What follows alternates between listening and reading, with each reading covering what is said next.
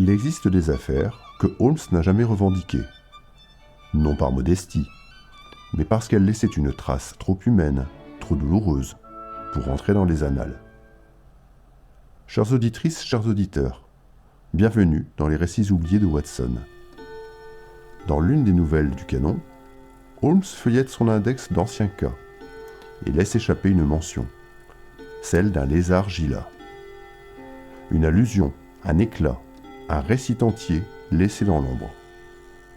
Ce que vous allez entendre est la reconstitution scrupuleuse de cette affaire. Pas un duel avec un génie du crime, mais une confrontation silencieuse, presque honteuse, et pourtant parfaitement holmésienne. Notre récit s'intitule « Le cas Arthur Penbrook ». Il est des affaires auxquelles je repense parfois avec un mélange d'embarras et de tendresse, tant elles diffèrent de nos aventures les plus retentissantes. Certaines étaient marquées par les fracas d'événements dramatiques, d'autres par des enjeux politiques dont les journaux firent grand bruit. Mais il en est une, modeste au point de paraître insignifiante, qui me revint souvent en mémoire par les enseignements qu'elle porta en elle. Je veux parler de ce que j'ai pris l'habitude d'appeler le cas Arthur Penbrook, bien qu'elle ne comporte ni crime éclatant, ni mystère d'envergure. Elle se distingue toutefois par la manière dont elle mit en lumière un aspect particulier du caractère de mon ami Sherlock Holmes, en même temps qu'elle révéla la fragilité inattendue des existences les plus ordinaires. En ce morne après-midi de février 1885, je gravissais les marches menant à notre salon du 221B Baker Street, secouant de mes épaules les dernières gouttes d'un crachin obstiné. L'hiver tardait à céder la place au souffle plus doux du printemps, et Londres demeurait enveloppée d'une humidité récalcitrante qui pénétrait les vêtements et les âmes. Je m'attendais à trouver Holmes accoudé à la fenêtre, tirant sur sa pipe d'un air méditatif. Mais je fus accueilli par une toute autre scène. La pièce baignait dans la lumière tremblante d'une lampe à alcool, dont la flamme bleutée projetait des ombres mobiles sur les murs.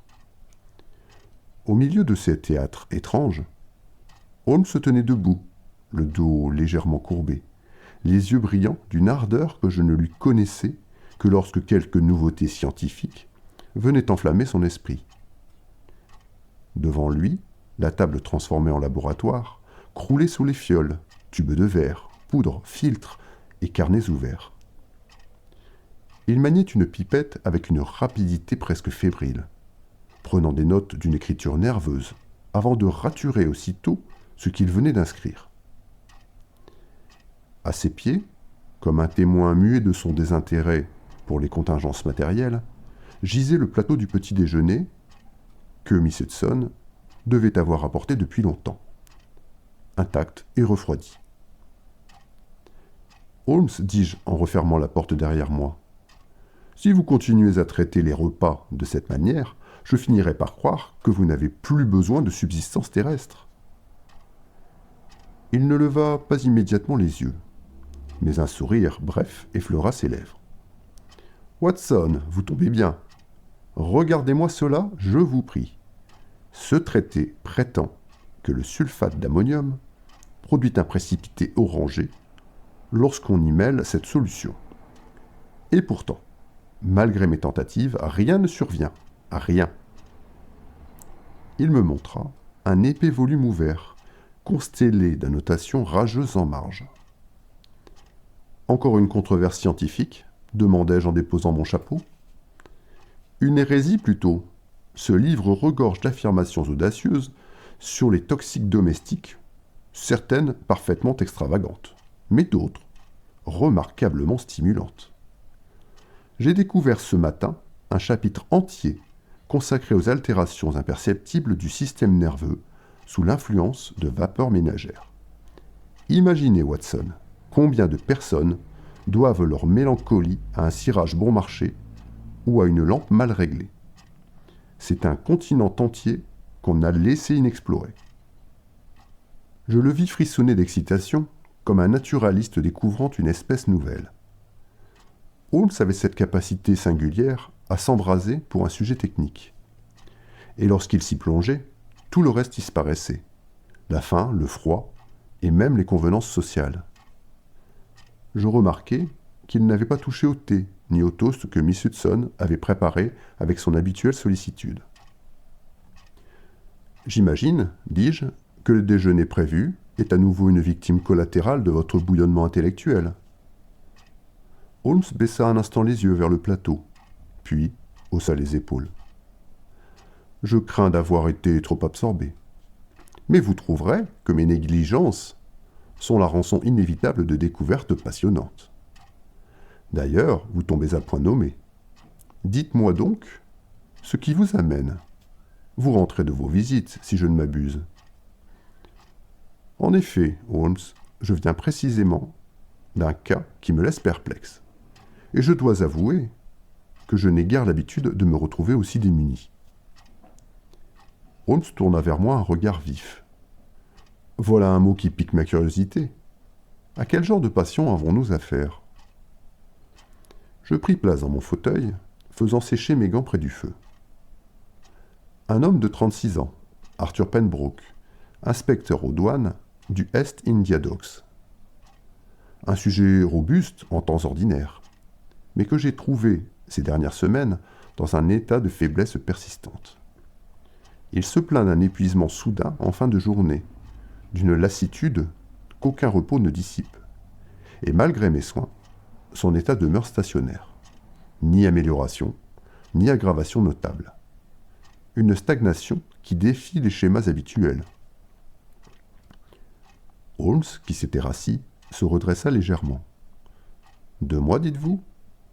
Une durée trop longue pour une indisposition banale, trop stable pour une affection organique progressive. Continuez, Watson. Sa respiration était régulière, son pouls modérément affaibli, mais constant. Je n'ai détecté ni température anormale, ni signe d'empoisonnement manifeste. Il y a chez lui ni toux, ni douleur localisée. Mais ce que je trouve le plus singulier, c'est cette baisse régulière de ses forces lorsque la soirée avance. On pourrait presque y voir un cycle. Mais lequel? Holmes tapota du doigt la couverture de son traité. Voilà qui est intéressant. Je poursuivis. Je dois mentionner également son épouse, Éléonore, une jeune femme d'une délicatesse remarquable, presque fragile d'apparence, mais dont le dévouement pour son mari est sans faille. Sa sollicitude est d'une douceur rare. Je n'ai guère rencontré âme plus attentive dans la détresse domestique. Holmes acquiesça, un sourire amusé. Votre appréciation possède une tournure presque poétique, mon cher Watson. Je me contente de décrire ce que j'ai observé, répondis-je, quelque peu gêné. À mon sens, Miss Penbrook est l'image même de la grâce dans l'épreuve. Une créature frêle, mais d'une dignité touchante. Elle veille à chaque détail du quotidien pour alléger les souffrances de son mari. Holmes fronça les sourcils, non par doute, mais comme si une idée initiale venait d'émerger sans prendre forme. Nous nous mîmes à table, enfin, et Miss Hudson servit un repas chaud qui parvint à ramener Holmes parmi les vivants. Pourtant, au fur et à mesure que nous mangions, je vis son agitation intérieure reprendre le dessus. Ses doigts tambourinaient légèrement la nappe. Ses yeux allaient du livre à son assiette, puis à moi, comme si 1000 déductions naissaient simultanément de son esprit. « Watson, dit-il soudain, avez-vous remarqué quelque altération dans la salive de votre patient? Dans sa couleur, sa viscosité, son odeur peut-être ?» Je restai un moment interdit. Vous m'accorderez que la salive ne constitue pas mon premier objet d'étude dans une consultation courante, Holmes. Je ne vois pas en quoi elle pourrait nous éclairer davantage. Au contraire, elle pourrait tout éclairer. Certaines intoxications lentes, trop légères pour provoquer des symptômes violents, se traduisent par des modifications extrêmement subtiles dans sa composition salivaire. J'ai lu ce matin une note fascinante à ce sujet. Il attrapa son traité fiévreusement et me montra une page couverte d'annotations. Voyez donc cette hypothèse. Une variation de l'acidité, à peine perceptible, mais constante, peut signaler l'influence d'un agent extérieur. Ce serait là une observation remarquable, et je serais ravi d'en vérifier la pertinence. Je posai mes couverts. Holmes, vous n'êtes tout de même pas en train d'imaginer que M. Pembroke ferait l'objet d'une exposition toxique? Je n'imagine rien. Je me contente de considérer toutes les possibilités. Mais je reconnais que votre cas présente un intérêt scientifique certain. Et vous savez combien j'apprécie de mettre à l'épreuve une théorie nouvelle. Si vous me le permettez, Watson, je souhaiterais examiner votre patient. Il y avait, dans l'éclat de ses yeux, une lueur que je connaissais bien. Non celle de l'humanité ou de la sollicitude, mais celle, plus ardente, de la curiosité intellectuelle à son paroxysme. Holmes n'offrait pas son aide par considération pour ma pratique, ni par compassion pour M. Pembroke. Il désirait un cas, un terrain d'étude, un jouet scientifique pour alimenter sa nouvelle passion. Je ne pus m'empêcher de sourire devant tant d'enthousiasme. Je suis certain que M. Pembroke accueillera volontiers un second avis, quel qu'en soit le motif. Holmes se leva d'un bond, attrapa son manteau sans même songer à finir son thé. « Excellent, Watson. Plus tôt nous partirons, plus tôt je pourrai procéder à certaines observations comparatives. Et si j'ai raison au sujet de cette variation salivaire, nous tenons peut-être là un exemple remarquable de toxicité lente. » Je remis mon chapeau, songeant que je l'avais rarement vu animé d'une fébrilité aussi singulière. Nous quittâmes Baker Street, sans deviner un seul instant que l'affaire que Holmes abordait comme un simple divertissement scientifique allait nous confronter à l'une des tragédies les plus discrètes, mais aussi les plus poignantes de notre carrière commune. Lorsque je me présenta pour la seconde fois ce jour-là à la demeure de Pembroke, la domestique sembla d'abord surprise de me revoir si promptement, mais s'effaça aussitôt pour nous laisser rentrer. Il était peu courant qu'un médecin rende visite 2 fois en quelques heures, mais la prudence victorienne incitait à ne jamais s'opposer à un retour du praticien, surtout dans le cas d'une maladie persistante. Miss Eleanor Pembroke descendait justement l'escalier lorsque nous franchîmes le seuil. Elle s'immobilisa net en nous apercevant, les mains posées sur la rampe, une ombre d'inquiétude traversant son regard. « Docteur Watson, est-ce que l'état de mon mari vous alarme davantage ? Je ne m'attendais pas à vous revoir si tôt. » Je répondis aussitôt, afin d'éviter que l'anxiété ne s'aggrave. « Rassurez-vous, madame, ce n'est pas une aggravation qui motive ma présence, mais une réflexion survenue après notre départ. Il me semblait judicieux de solliciter l'avis d'un collègue qui possède une compétence particulière dans l'étude des influences chimiques du milieu. Voici M. Sherlock Holmes. » Elle cligna légèrement des yeux, cherchant sans doute à comprendre ce qu'un chimiste pouvait bien avoir à faire ici. Néanmoins, fidèle à l'étiquette, elle inclina la tête avec courtoisie. « Je suis honoré, monsieur. Je vous prie d'excuser l'impréparation de notre maison pour une telle visite. » Holmes répondit d'une inclinaison extrêmement formelle, presque sèche. « Madame, je n'ai besoin d'aucune préparation particulière. Il m'importe seulement d'observer votre mari et, si vous y consentez, certains éléments de votre environnement immédiat. » Elle sembla hésiter une fraction de seconde, non par défi, mais par une forme de réserve naturelle devant l'imprévu, puis s'écarta pour nous mener vers le salon. Nous trouvâmes M. Arthur Pembroke, assis dans un fauteuil roulant de convalescence, près de la fenêtre, un plaid soigneusement plié sur les genoux. Il leva les yeux en nous voyant entrer, manifestement surpris, mais non mécontent. « Docteur Watson, déjà de retour ? Cela doit signifier que vous avez réfléchi à quelque chose. » En effet, monsieur Pembroke, votre cas m'a conduit à solliciter un œil supplémentaire, entièrement scientifique. Monsieur Holmes a bien voulu m'accompagner. Holmes s'approcha aussitôt du fauteuil, avec une concentration presque palpable. Il observait le malade d'un regard vif, comme un naturaliste examinant un spécimen rare, mais sans la moindre indélicatesse. Arthur tenta de redresser un peu les épaules, mais Éléonore posa une main douce sur son bras. « Ne vous fatiguez pas, Arthur. Le docteur a simplement souhaité revenir accompagner. »« Soyez le bienvenu, monsieur Holmes, dit l'intéressé, d'une voix affaiblie mais digne. Holmes inclina la tête, puis se tourna brièvement vers moi. « Vous aviez raison, Watson. Les signes extérieurs méritent qu'on les examine de nouveau. » Cette remarque, anodine dans sa forme, eut pour effet de rassurer Éléonore, qui interpréta ce retour rapide comme un signe de sollicitude médicale.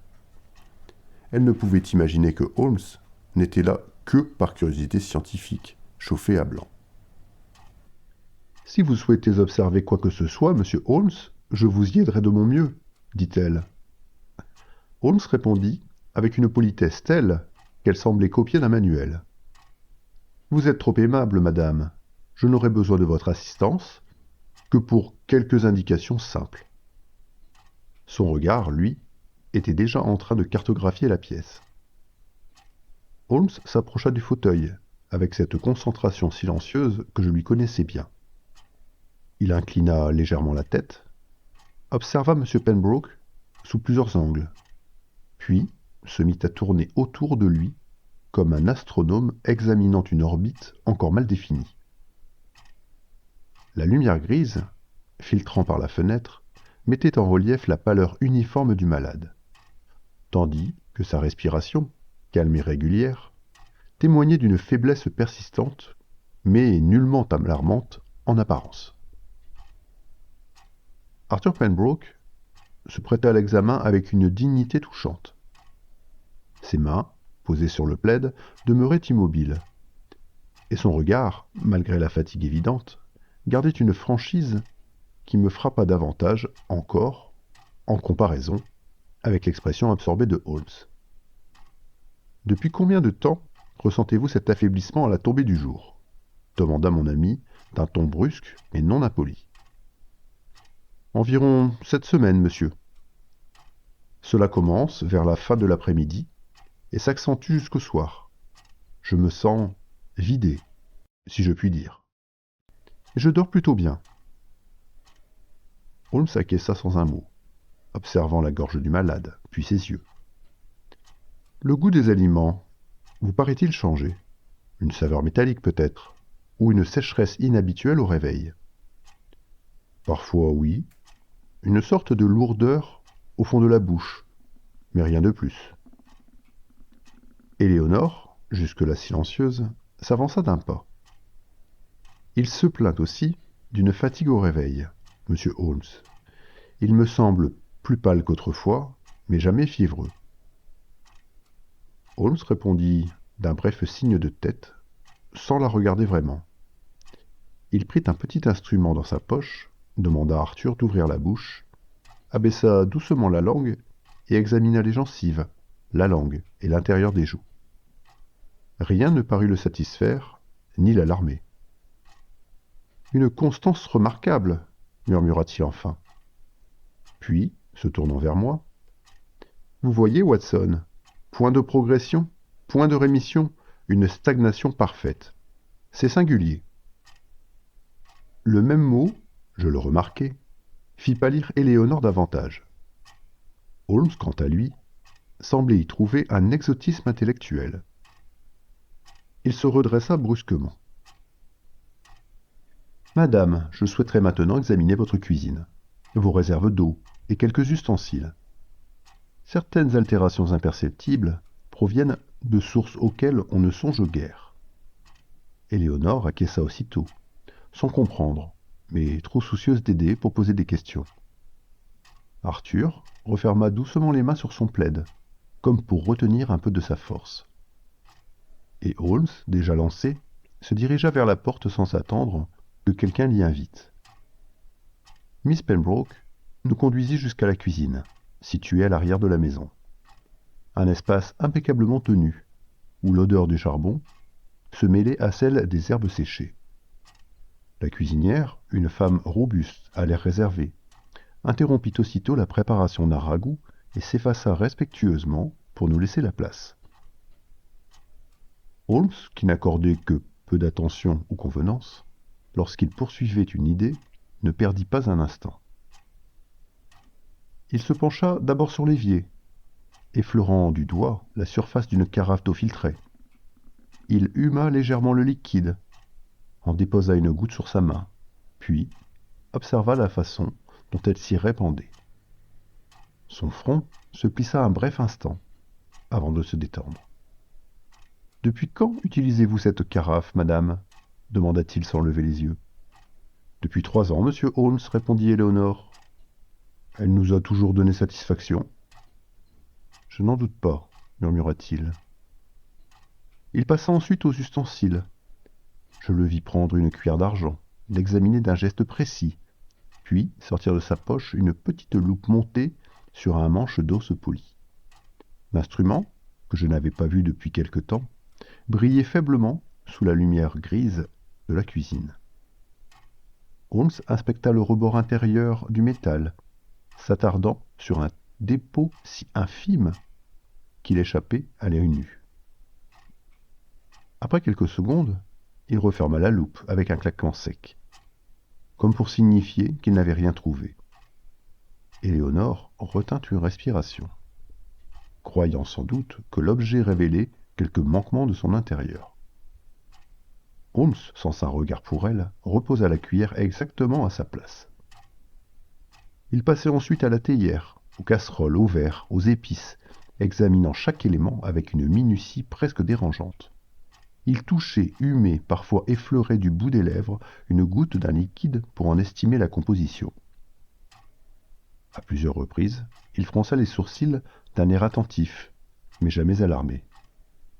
Il cherchait l'extraordinaire, il ne trouvait que l'ordinaire. La cuisinière répondit à ces questions courtes, d'une voix timide. Oui, elle se fournissait au même marchand depuis des années. Oui, les denrées étaient fraîches. Non, elle n'avait remarqué aucun changement particulier dans le goût de l'eau ou des aliments. Holmes la remercia d'un ton mécanique, déjà absorbé dans l'analyse suivante. Nous passâmes enfin au garde-manger. Holmes inspecta les conserves, les sacs de farine, les boîtes de thé, les pots de sucre, les fruits et les légumes.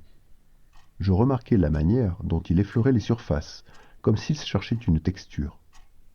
Un résidu, une poussière suspecte. À un moment, il s'arrêta devant un pot de confiture, l'ouvrit, le huma longuement, puis secoua la tête imperceptiblement avant de le refermer. Rien, absolument rien. La maison des Pembroke semblait un modèle de propreté et d'ordre. Éléonore, qui nous observait avec un mélange de curiosité et d'inquiétude, finit par demander « Est-ce que quelque chose vous paraît inhabituel, monsieur Holmes ?» Holmes releva enfin les yeux vers elle. Son regard était calme, mais je perçus dans sa voix la pointe d'une irritation contenue. « Au contraire, madame, tout est remarquablement conforme, peut-être même un peu trop, si je puis me permettre. » Elle pâlit un instant, croyant percevoir un reproche. Mais Holmes avait déjà détourné la tête. Nous quittâmes la cuisine. Je suivis mon ami dans le couloir, observant la tension légère dans ses épaules, indice certain qu'un obstacle intellectuel le contrariait profondément. Il avait inspecté chaque détail, retourné chaque possibilité, testé chaque matière. Et pourtant, le mystère demeurait intact. Holmes déteste l'inexplicable, et rien n'est plus inexplicable qu'une maison où tout est exactement comme il faudrait être. Lorsque nous regagnâmes le salon, Arthur Pembroke avait été replacé plus confortablement dans le fauteuil, les mains jointes sur le plaid, comme s'il s'apprêtait à subir une épreuve supplémentaire. Il tenta d'esquisser un sourire lorsqu'il nous vit revenir, mais celui-ci mourut aussitôt devant l'expression concentrée de Holmes. J'aimerais procéder à une petite vérification, monsieur Pembroke, dit mon ami, d'un ton si neutre qu'il en devenait presque abrupt. Elle ne vous causera nul inconfort. Arthur acquiesça sans hésiter, mais Éléonore, qui se tenait près de lui, fronça légèrement les sourcils. Holmes tira de la poche intérieure de son manteau un mince carnet auquel étaient fixés, entre deux feuilles rigides, quelques fragments d'un papier légèrement bleuté. Je reconnus ce matériau, un papier teinté par un extrait végétal sensible aux acidités, que Holmes fabriquait parfois lui-même lorsqu'un cas exigeait une précision particulière.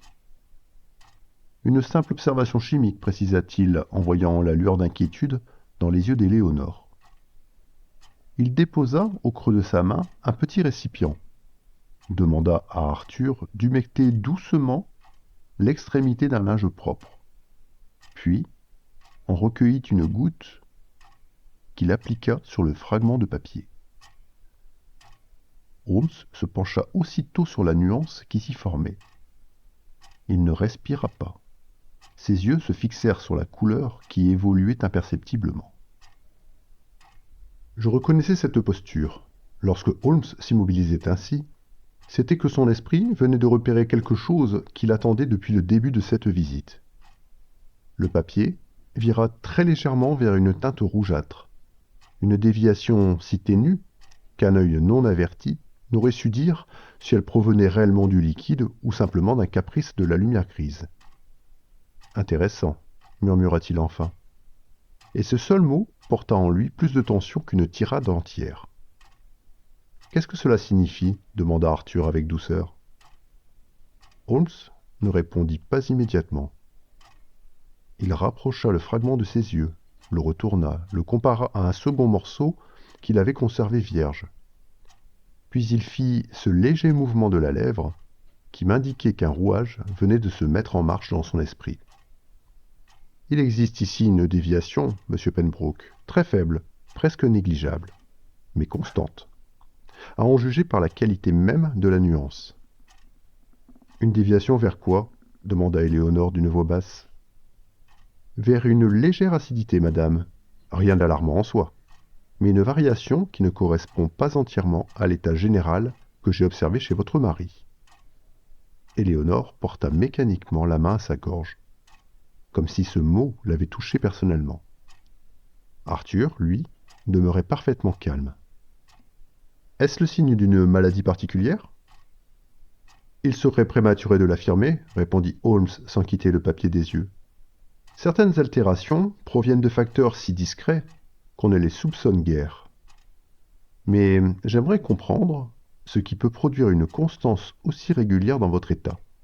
L'organisme ne varie pas au hasard. » Il rangea le fragment dans son carnet, d'un geste presque cérémonieux. Pour ma part, je n'avais aperçu qu'un voile de couleur à peine perceptible. Mais je savais que ces nuances minuscules parlaient à Holmes comme des paragraphes entiers d'un traité scientifique. « Watson, » me dit-il brusquement, « vous conviendrez que la stagnation du tableau clinique, combinée à cette légère anomalie chimique, exclut la plupart des affections ordinaires. »« Je vous l'accorde, » répondis-je, tout en sentant qu'il allait déjà trop vite. Holmes acquiesça comme si mon assentiment n'était qu'un jalon attendu, puis se tourna de nouveau vers Arthur. « Je vous remercie, monsieur. Je crois que nous progressons, d'une manière ou d'une autre. » Éléonore le regardait maintenant avec une sorte de respect inquiet, incapable de comprendre ce que signifie cet examen, mais consciente qu'il venait de se passer quelque chose d'important. Pourtant rien, absolument rien, dans cette pièce paisible, ne laissait deviner que nous venions de toucher du doigt le premier fil d'une tragédie silencieuse. Holmes, lui, avait l'œil brillant. La machine interne venait de s'emballer. À la suite de l'examen chimique, un silence très doux enveloppa le salon, comme si chacun s'efforçait d'en atténuer la gravité. Éléonore s'approcha de son mari avec la délicatesse de quelqu'un qui redoute d'effleurer une douleur. Elle posa une main sur son épaule. « Arthur, il est temps de monter vous reposer un peu. » Vous serez mieux après votre sieste. 2 domestiques apparurent presque aussitôt, comme s'ils connaissaient par cœur l'ordonnance immuable de la maison. À ma grande satisfaction, Arthur ne se laissa pas aller à la faiblesse. Il fit un effort visible pour conserver sa dignité, ouvrant la main en un geste de remerciement. Les 2 hommes l'aidèrent avec respect à se redresser, puis commencèrent à le guider vers l'escalier. Holmes jeta un regard distrait en direction de la petite procession. Non un regard analytique, mais celui d'un homme absorbé dans une équation intérieure. Éléonore, restée un instant auprès de nous, se tourna vers moi avec un sourire épuisé. Depuis quelque temps, monsieur, il a besoin de ce repos quotidien. Le réveil lui est souvent un peu difficile, mais il aime que je sois là à ce moment-là. Je lui apporte sa tasse de thé, et cela semble lui rendre quelque vigueur. C'est notre petit moment paisible. Elle prononça ces mots avec une douceur telle qu'il eût été indécent d'y lire autre chose qu'un attachement conjugal sans faille. Holmes, lui, n'y prêtait aucune attention. Son esprit était déjà loin. Lorsque les domestiques eurent disparu à l'étage avec leur maître, Éléonore s'excusa poliment pour cette interruption. Puis revint vers nous. Puis-je vous offrir quelques rafraîchissements, messieurs? Holmes déclina d'un vague mouvement de tête. Il semblait intensément absorbé par ses propres pensées. Je repris néanmoins une tasse de thé, espérant malgré moi prolonger quelques instants la conversation. Mais mon ami ne m'accorda qu'un regard distrait. Madame, dit-il finalement, je vous suis reconnaissant de votre patience. Le cas de votre mari présente certaines caractéristiques, disons, peu communes. Je souhaiterais poursuivre demain un entretien plus poussé avec lui, notamment au sujet de tout élément extérieur susceptible d'avoir influencé sa santé. Éléonore inclina légèrement la tête, résignée, mais reconnaissante. Arthur fera tout ce que vous jugerez nécessaire, monsieur Holmes. Nous serons là demain. Holmes acquiesça sans un mot de plus. Je vis, à la crispation presque imperceptible de sa mâchoire, que l'absence de conclusion l'irritait. Rien ne contrariait davantage mon ami qu'un mystère refusant d'offrir la moindre accroche tangible. Nous prîmes congé.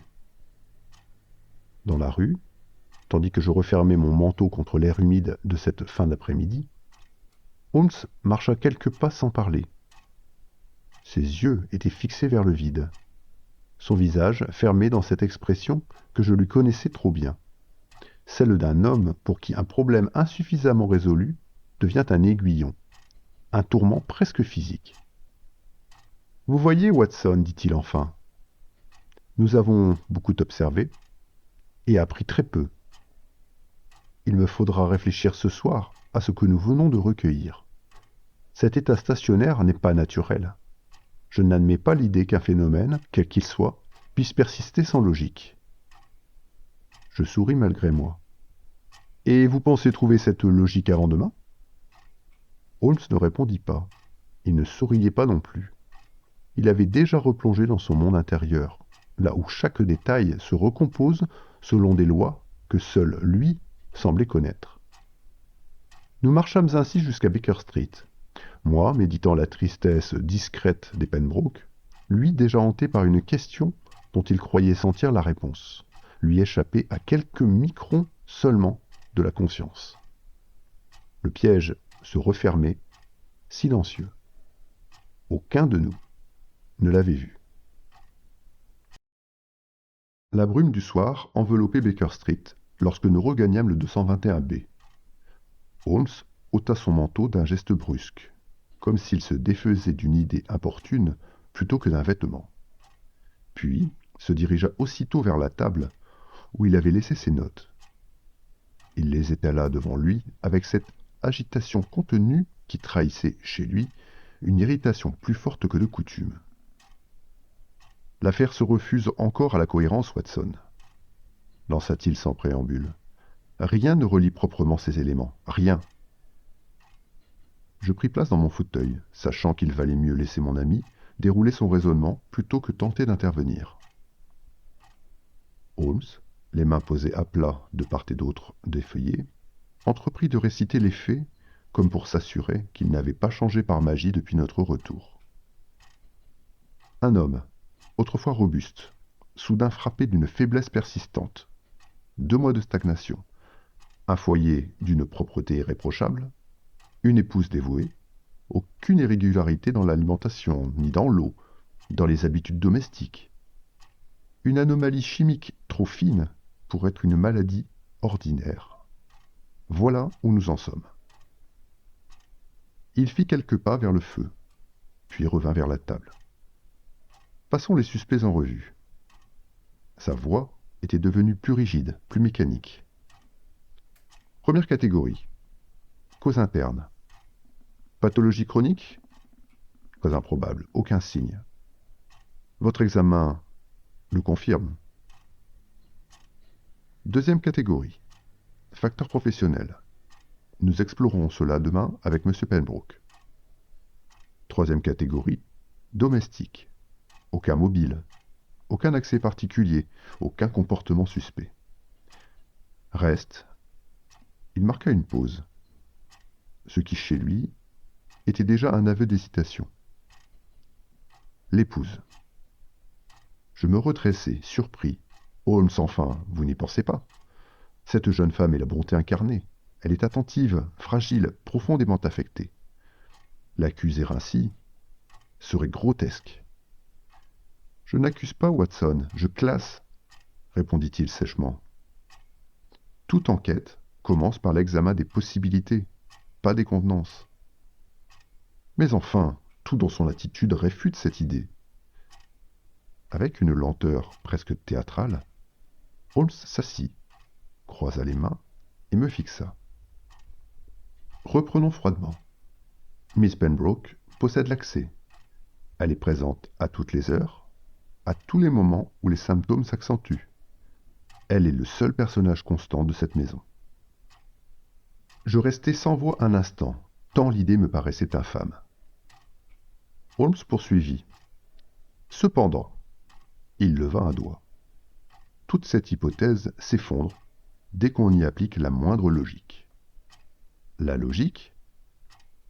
Oui, si elle voulait tuer son mari, Watson, elle aurait échoué pendant 60 jours consécutifs. C'est une absurdité statistique. Une femme de son intelligence, si réellement animée d'un dessein meurtrier, ne s'y prendrait pas ainsi. Il secoua la tête. Ensuite, considérons le mobile. À qui profiterait la mort de M. Pembroke? Certainement pas à elle. Une jeune épouse sans enfant, sans fortune propre, perdrait sa position, sa sécurité, son avenir. Rien dans son attitude n'indique le moindre avantage à cette hypothèse. Rien. Je respirais plus librement. Holmes conclut d'un ton catégorique. Par conséquent, l'épouse sort du tableau, définitivement. Il raya un nom imaginaire d'un geste vif, comme s'il barrait une équation erronée. Le voir procéder ainsi me rassura autant que cela m'inquiéta.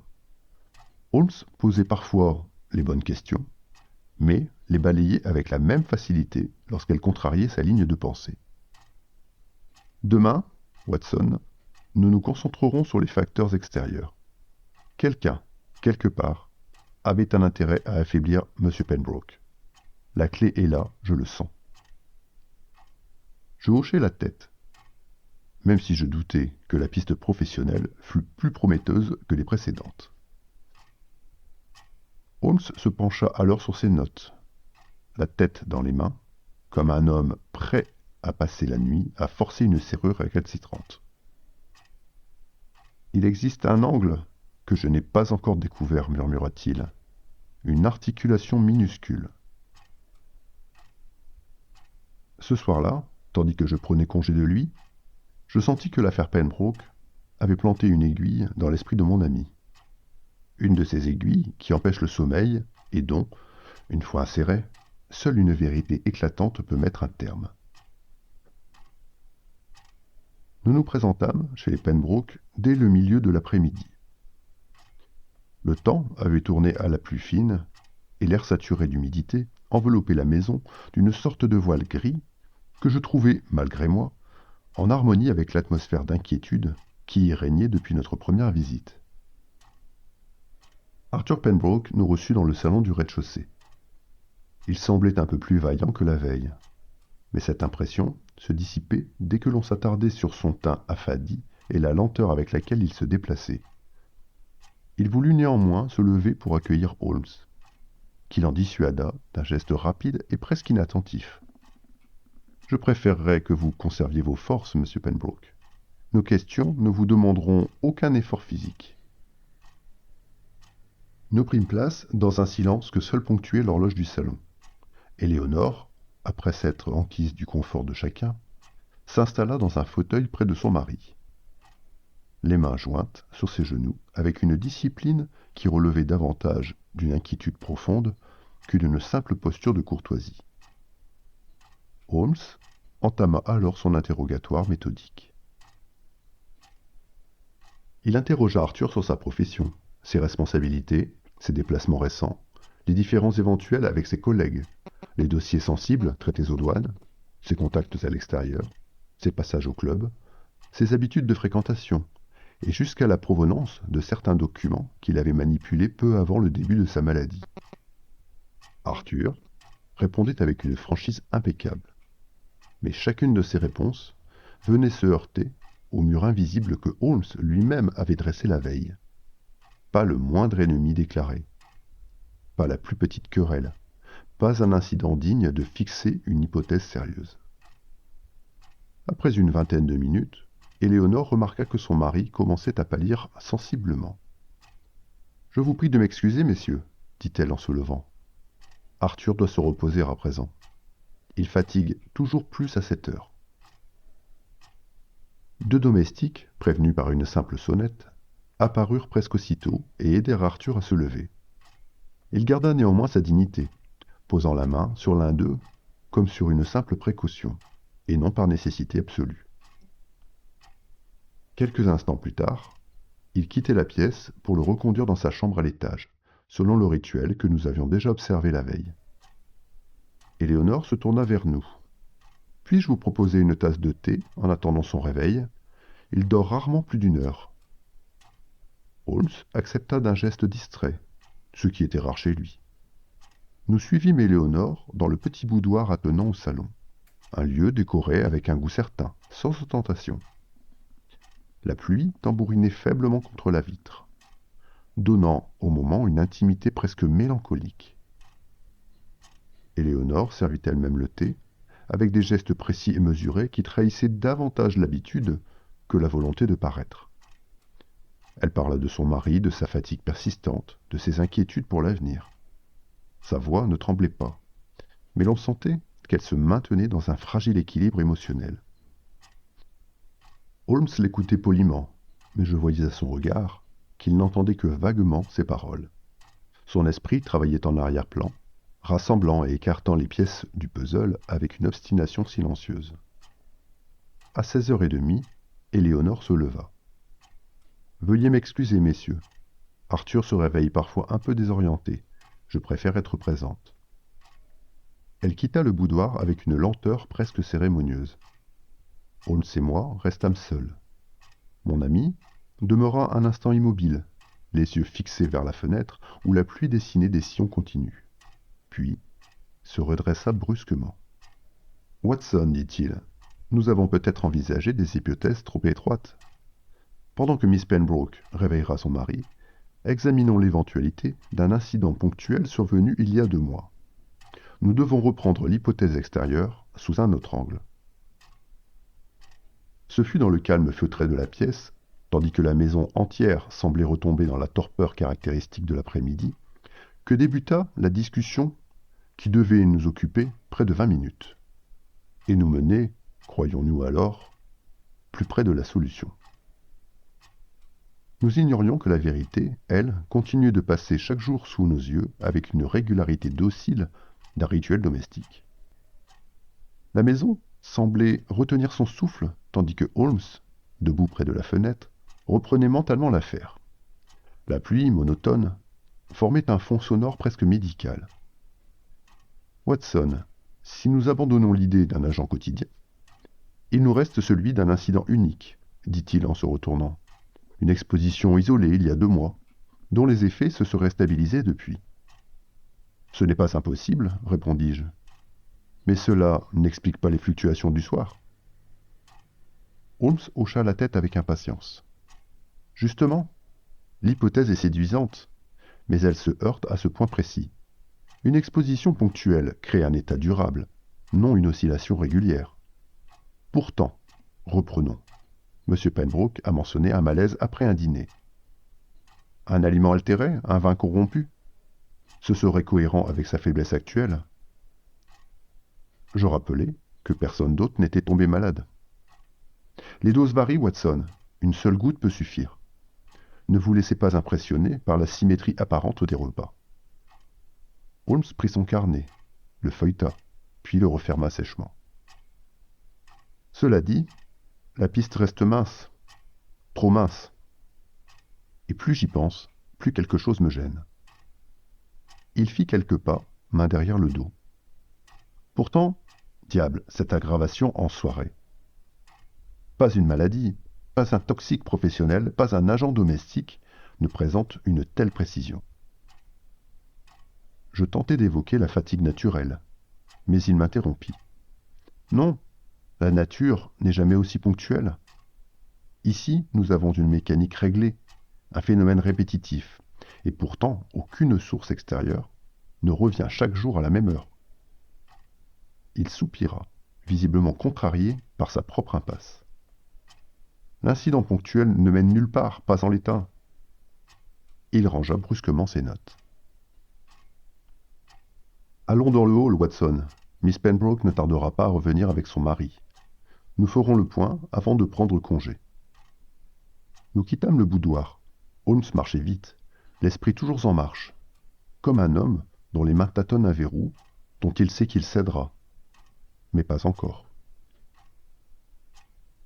Le hall d'entrée baignait dans une lumière tamisée, filtrée par les rideaux lourds qui masquaient la pluie battante. Holmes s'arrêta à mi-chemin, réfléchissant encore à voix basse, plus pour lui-même que pour moi. Cette affaire me déplaît profondément, Watson. Rien n'obéit à l'économie naturelle des faits. Un état stagnant, une anomalie chimique légère, et surtout, cette dégradation quotidienne à la tombée du soir. Il tapota du doigt contre sa manche, signe certain d'un agacement intellectuel. Si la cause était extérieure, elle varierait. Si elle était interne, elle évoluerait. Mais ici, tout revient chaque jour à moment fixe. Quel phénomène dans une maison parfaitement saine peut se comporter ainsi? Je n'avais pas la réponse. Holmes reprit la voix plus dure. Une cause régulière suppose un agent régulier. Or, rien, absolument rien dans ce foyer ne revient à cette heure précise. Rien. Au moment même où il prononçait ces mots, un domestique surgit du couloir latéral, portant un plateau d'argent, une théière fumante, 2 tasses, un pot de lait. Il traversa le hall sans un bruit, s'inclinant légèrement en nous croisant. Puis entreprit de monter l'escalier avec l'assurance d'un homme qui accomplit la même tâche depuis des années. Holmes suivit la scène du regard, distraitement, comme on regarde passer une habitude que l'on ne questionne plus. Je repris la parole, pensant clore la discussion. Peut-être, Holmes, devrions-nous reprendre l'interrogatoire de façon plus directe demain? Aucun de vos scénarios ne semble convenir. Il répondit d'un simple « oui ». Mais sa voix s'était creusée d'une tension nouvelle, à peine perceptible. Nous échangeâmes encore 2 minutes, puis nous fîmes quelques pas vers la porte d'entrée. Holmes ralentit, puis s'immobilisa. Absolument. Ses yeux restèrent fixés vers le haut de l'escalier, là où le domestique avait disparu. Je me retournai, surpris. « Holmes ?» Il ne répondit pas, son visage venait de changer. Une lucidité brutale s'y allumait, comme une pièce qui, soudain, s'éclaire par la fenêtre qu'on n'avait jamais vue. Il murmura seulement « Watson !» Puis, d'une voix basse et vibrante, « J'ai été un parfait imbécile. » Et avant que j'aie pu dire un mot, il s'élança vers l'escalier. Je n'eus pas le temps de comprendre ce qui se passait. Holmes venait de bondir dans l'escalier avec une vigueur que je ne lui avais pas vue depuis des mois. Je le suivis aussi vite que possible, le cœur battant, incapable d'imaginer ce qui l'avait frappé dans cette hallucination soudaine. Il ouvrit la porte de la chambre d'Arthur Pembroke sans frapper, d'un geste si brutal qu'elle heurta le mur.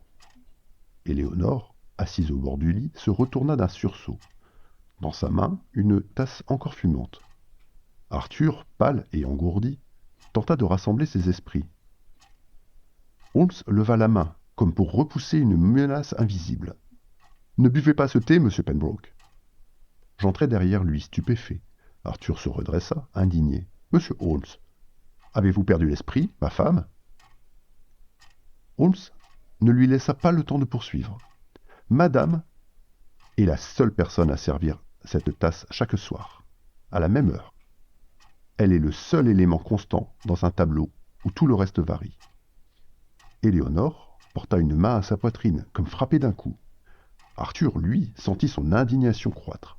« Vous accusez la femme la plus dévouée de Londres, retirez-vous sur le champ. »« Pas avant que j'aie terminé, » répondit Holmes d'une voix froide. Les symptômes de M. Pembroke sont constants dans la journée, puis s'accentuent systématiquement après son réveil. Un phénomène ne se reproduit pas ainsi sans un agent qui l'y force. Il n'y a rien dans cette maison qui survienne chaque soir. Rien, sauf ce thé. Je vis Éléonore chanceler, comme si ses jambes refusaient subitement de la porter. Arthur fit un pas devant elle, protecteur. « Cela suffit. Vous ne voyez que des coïncidences, monsieur Holmes. » Holmes avança d'un pas. Une coïncidence n'a pas la régularité d'un métronome. Une coïncidence ne revient pas à l'heure exacte, chaque soir, pendant 2 mois. Et si madame avait voulu vous tuer, vous seriez mort depuis longtemps. Donc, son intention n'est pas le meurtre. Éléonore détourna le visage, incapable de soutenir ce regard pénétrant. Arthur s'emporta davantage. « Sortez d'ici, vous ne savez rien de ma femme ni de notre foyer. » Il parlait encore lorsqu'un cri déchirant, un cri que je n'oublierai jamais, lui coupa la parole. « Parce qu'il allait me quitter !» Les mots explosèrent dans la pièce, puis retombèrent, et un silence de mort s'abattit aussitôt, lourd, glacial, presque physique. Je sentis mes doigts se crisper. Holmes demeurait parfaitement immobile. Arthur, lui, s'était figé, la bouche entr'ouverte, incapable d'articuler un son. Éléonore, le souffle court, répéta la même phrase, d'une voix douce, presque inaudible, comme si elle la prononçait pour elle seule. Il allait me quitter. Elle s'assit, brisée, les mains couvrant son visage. Ses épaules se mirent à trembler. Holmes ne dit rien. Il attendait. Finalement, Éléonore parla. Sa voix était une rivière brisée. J'étais près du fumoir. Je ne voulais pas écouter, mais j'ai entendu Arthur parler avec James Sutton, son ami avocat. Elle essuya une larme. J'ai entendu mon mari demander comment organiser un divorce propre, sans scandale, sans cruauté. Arthur blêmit. Elle continua, haletante. Je suis monté dans ma chambre. J'ai pensé que c'était à cause de moi, à cause de mon incapacité à lui donner un enfant. Je me sens tellement indigne. Chaque médecin, chaque remède, rien n'a jamais fonctionné. Et j'ai eu peur, une peur terrible. Je ne pouvais pas vivre la disgrâce d'un abandon, pas pour cela, pas après tout ce que j'ai tenté. Ses mains tremblaient si fort que la lumière de la lampe vibrait sur les parois. Je ne voulais pas le tuer, je voulais seulement qu'il reste près de moi. S'il était faible, il ne songerait plus au divorce, il aurait besoin de moi. Elle éclata en sanglots. Puis, Arthur parla, d'une voix étranglée. « Éléonore, mais enfin, je n'ai jamais songé à te quitter. Cette conversation avec James n'était pas pour moi, elle concernait mon frère. Il n'ose pas consulter un avocat, pas même pour obtenir des renseignements. J'essayais de l'aider, Éléonore. Pourquoi ne pas m'avoir parlé ?» Cette seule phrase transperça la pièce plus sûrement qu'une balle. Elle redressa lentement la tête. Ses yeux étaient ceux d'une âme perdue. Holmes s'approcha alors de quelques pas, très lentement, comme s'il marchait au milieu de débris invisibles. Sa voix fut presque douce. « Comment? Et quel poison, madame? Comment avez-vous administré la substance ?» Éléonore hocha faiblement la tête. Dans le cabinet de curiosité d'Arthur, il y a une fiole en verre, un cadeau de son oncle. Elle contient une glande vénéneuse de lézard de Gila, conservée dans l'alcool, avec une lettre expliquant ses propriétés. J'en mettais une goutte dans sa tasse chaque soir. Une seule, jamais plus, juste assez pour qu'il reste auprès de moi. Elle craqua entièrement cette fois. Arthur tomba à genoux devant elle, incapable de choisir entre la colère et la compassion. Holmes demeurait silencieux. Les faits étaient élucidés. Mais la vérité, elle, était trop lourde pour lui donner la moindre satisfaction. Je pris enfin la parole, d'une voix presque brisée. La tragédie n'était pas criminelle, elle était humaine. Elle était née d'un malentendu, d'une absence totale de communication, d'une peur si dévorante qu'elle avait transformé un mariage heureux en piège. Holmes posa une main sur mon épaule. « Venez, Watson. Notre rôle est terminé. » Et pour la première fois depuis que je le connaissais, je crus deviner dans sa voix, non pas la fierté d'avoir résolu une énigme, mais le poids de l'avoir résolu trop bien. Il m'a toujours semblé que certaines affaires de Sherlock Holmes, pour brillantes qu'elles fussent, laissaient derrière elles une trace que nul triomphe intellectuel ne pouvait entièrement dissiper. Celle des Pembroke appartient à cette catégorie douloureuse que mon ami, dans ses heures les plus moroses, qualifiait de victoire sans gloire. Nous quittâmes la demeure dans un silence lourd, et je n'osais rompre le recueillement de Holmes avant que nous eussions atteint Baker Street. Même alors, il demeura longtemps immobile près du foyer, les yeux perdus dans la danse des flammes, comme s'il cherchait, dans leurs mouvements, une consolidation que la logique, pour une fois, était incapable de lui offrir. Il m'expliqua plus tard que la résolution de cette affaire avait été d'une simplicité presque humiliante une fois la clé découverte.